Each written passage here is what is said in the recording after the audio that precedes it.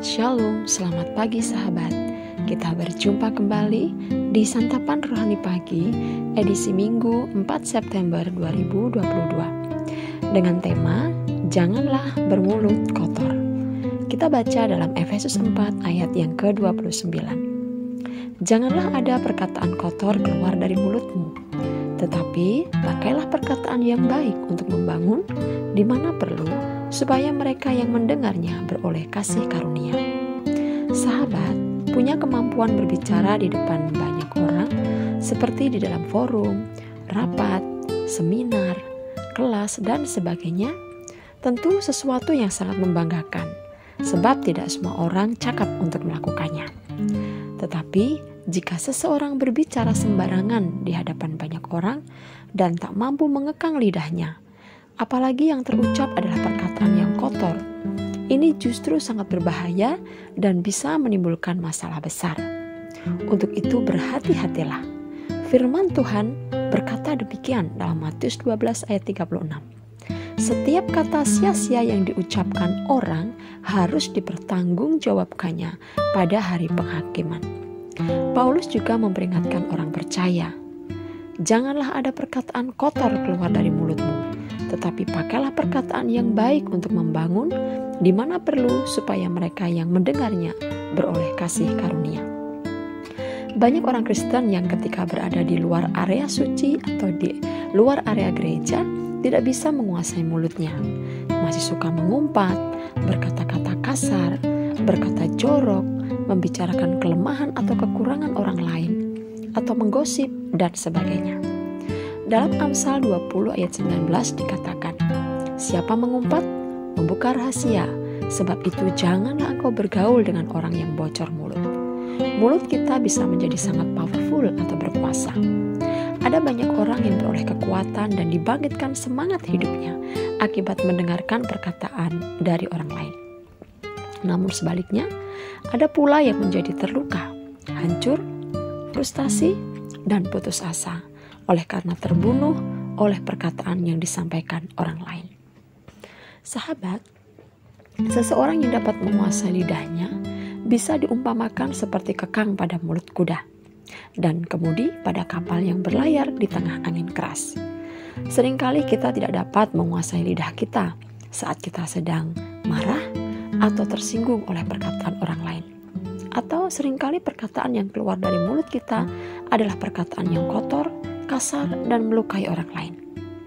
Tidak sedikit masalah yang terjadi dalam hidup bersumber dari ketidakmampuan kita untuk menguasai lidah atau ucapan yang keluar dari mulut kita.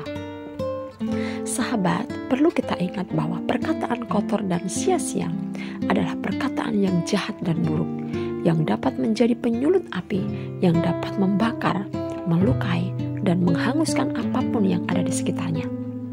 Sadar atau tidak, ada banyak kata sia-sia yang seringkali meluncur begitu saja dari mulut kita tanpa kita peduli dengan keadaan orang lain.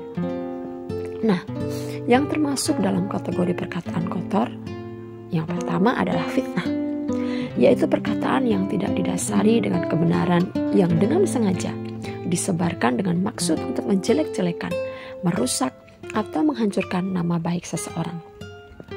Kata kotor yang kedua adalah gosip, yaitu perguncingan atau obrolan negatif terhadap orang lain yang belum tentu kebenarannya.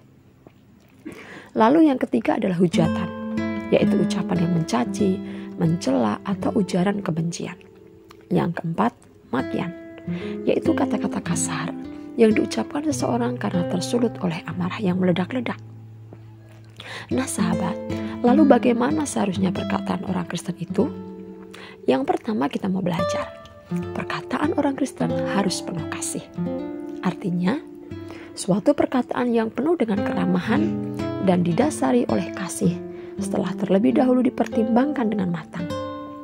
Sehingga orang lain yang mendengarnya dibangun, dikuatkan, dihibur, serta didorong ke arah yang baik. Karena itu, janganlah ada perkataan kotor keluar dari mulutmu, tetapi pakailah perkataan yang baik untuk membangun di mana perlu, supaya mereka yang mendengarnya beroleh kasih karunia. Perkataan yang kedua adalah perkataan yang menyampaikan firman. Tertulis dalam 1 Petrus 4 ayat 11a. Jika ada orang yang berbicara, baiklah ia berbicara sebagai orang yang menyampaikan firman Allah. Sahabat, ini bukan berarti kita menggurui atau sok pintar, tetapi perkataan kita hendaknya sesuai dengan firman Tuhan, bermuatan kesaksian dan nasihat, sehingga orang yang mendengarnya diberkati. Nah sahabat, ini firman Tuhan pagi hari ini yang bisa kita teladani, yang bisa menjadi pengingat bagi kita untuk kita tidak memiliki mulut yang kotor, yang bisa melukai dan membunuh karakter seseorang. Namun biarlah mulut kita ini kita pakai untuk memberkati orang lain dan memuliakan nama Tuhan. Mari kita berdoa. Bapa, terima kasih Engkau memberikan mulut untuk kami, lidah kepada kami, untuk kami bisa berkata-kata.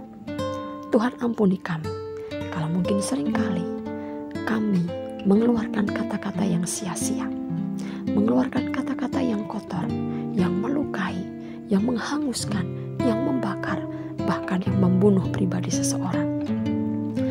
Pagi hari ini kami mohon ampun di hadapan-Mu Tuhan, dan mampukan kami untuk kami lebih bijaksana lagi menggunakan mulut kami dalam menyampaikan perkataan kepada orang lain, sehingga hidup kami ini menjadi berkat, membangun orang lain, menguatkan orang lain, menghibur orang lain, terlebih memuliakan nama-Mu.